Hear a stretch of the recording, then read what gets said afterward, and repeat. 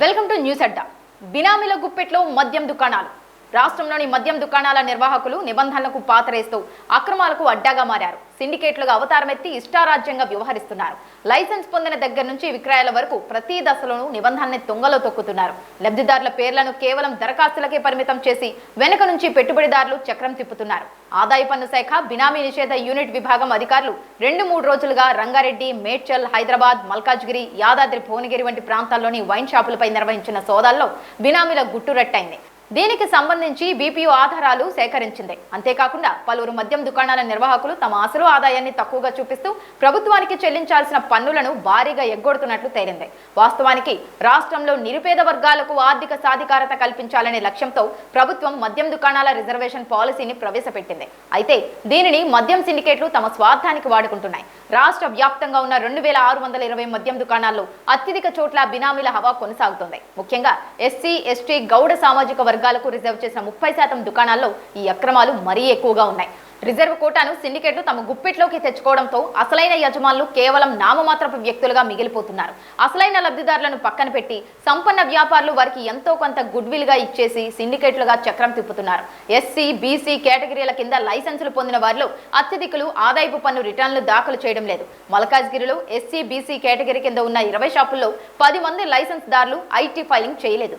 మేడ్చల్లో 17 షాపుల్లో 14 మంది, సరూర్ నగర్ లో ఎస్సీ, ఎస్టీ, గౌడ వర్గాలకు కేటాయించిన 35 దుకాణాల్లో 21 మంది, యాదాద్రి, భువనగిరిలో తనిఖీ చేసిన 29 షాపుల్లో 21 మంది పన్ను చెల్లించడం లేదని తేలింది.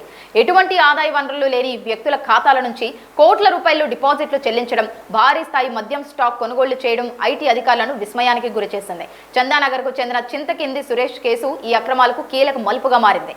ఎటువంటి ఆదాయం లేని వ్యక్తి పేరుతో ఉన్న మద్యం దుకాణం కోసం గత డిసెంబర్ నుంచి ఈ ఏడాది మార్చి మధ్యకాలంలో 23.8 కోట్ల రూపాయల విలువైన మద్యం కొనుగోలు చేసినట్లు రికార్డులు చెబుతున్నాయి. ఈ కేసు మూలాలను వెతుకుతూ వెళ్లగా సింధూర్ వైన్స్, స్పిరిట్ నేషన్ వంటి ఇతర సంస్థల్లోనూ లింకులు ఉన్నట్లు తేలింది. దీంతో వెనుకబడిన వర్గాలకు ప్రభుత్వం ప్రవేశపెట్టిన 30% రిజర్వేషన్ల పాలసీని సిండికేట్లు తమ స్వలాభానికి వాడుకుంటున్నట్లు తేటతెల్లమైంది.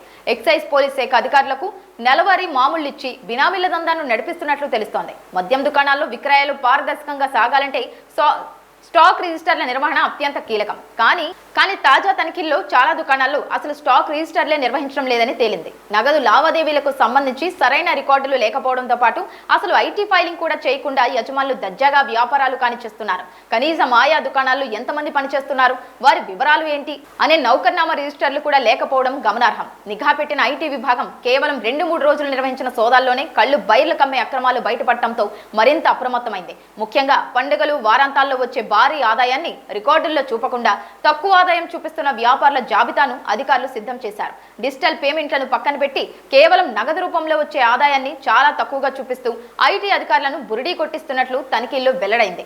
మద్యం డిపోల నుంచి కొనుగోలు చేసే స్టాక్ కంటే అదనంగా ఇతర రాష్ట్రాల నుంచి అక్రమంగా మద్యాన్ని తెప్పించి విక్రయిస్తున్నట్లుగా సమాచారాన్ని సేకరించినట్లు తేలింది. ఈ క్రమంలో తప్పుడు బిల్లులు సృష్టించడం, నిబంధనలకు విరుద్ధంగా వ్యవహరించడం వంటి అంశాలపై ఐటీ అధికారులు నిఘా పెట్టారు. నిబంధనలు పాటించకుండా తప్పుడు లెక్కలతో ప్రభుత్వ ఆదాయానికి గండి కొడుతున్న వారిపై కఠిన చర్యలు తీసుకునేందుకు రంగం సిద్ధం చేశారు. ఐటీ సోదాలు రాష్ట్ర వ్యాప్తంగా జరుగుతాయనే ప్రచారంతో మద్యం సిండికేట్లలో ఆందోళన మొదలైంది.